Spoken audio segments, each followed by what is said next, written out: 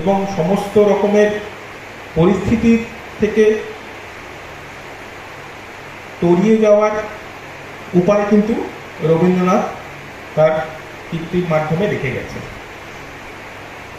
বাঙালি জাতিসত্তা গঠনে রবীন্দ্রনাথের যা ভূমিকা, বিশ্ব সাহিত্যে অন্য কোনো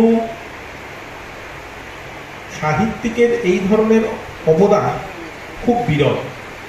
আমার সাহিত্য সম্পর্কে জ্ঞান খুব সীমিত, কিন্তু আমিও খুব ভাবনা চিন্তা করে দুটো নাম মনে করতে পারি। এক হচ্ছে প্রাচীন রোম সাম্রাজ্যের মহাকবি ভার্জিল, এবং ইংল্যান্ডে মধ্যযুগীয় কবি জফ্রে চসার, এবং নবজাগরণের শুরুর দিকে কিছুটা হলেও উইলিয়াম শেক্সপিয়ার। তারা যেভাবে জাতি গঠন, প্রাচীন রোমক জাতি এবং পরবর্তীকালে আধুনিক ইংরেজ জাতি গঠনে যে অবদান রেখেছে, রবীন্দ্রনাথের বাঙালি জাতি জীবনে অবদান তার থেকে কম কিছু নয়। কিন্তু দুঃখের বিষয় হচ্ছে যে রবীন্দ্রনাথ সম্পর্কে আমাদের সচেতনতা ক্রমহ্রাসমান। রবীন্দ্রনাথকে জানা বা বোঝার মতন মনন আজকে আমাদের মধ্যে কমে যাচ্ছে।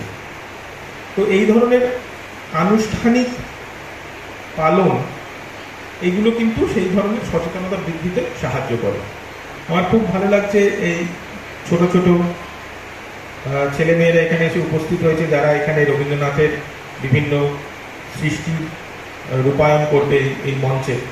তো তাদের মধ্যে এই ছোট বয়স থেকেই রবীন্দ্র সচেতনতা বাড়বে। এটা একটা তথ্য সংস্কৃতি দপ্তরের ভালো উদ্যোগ যে এই ধরনের কচিকাচাদেরও রবীন্দ্রনাথের সঙ্গে পরিচয় করিয়ে দেওয়ার একটা সুযোগ ঘটছে।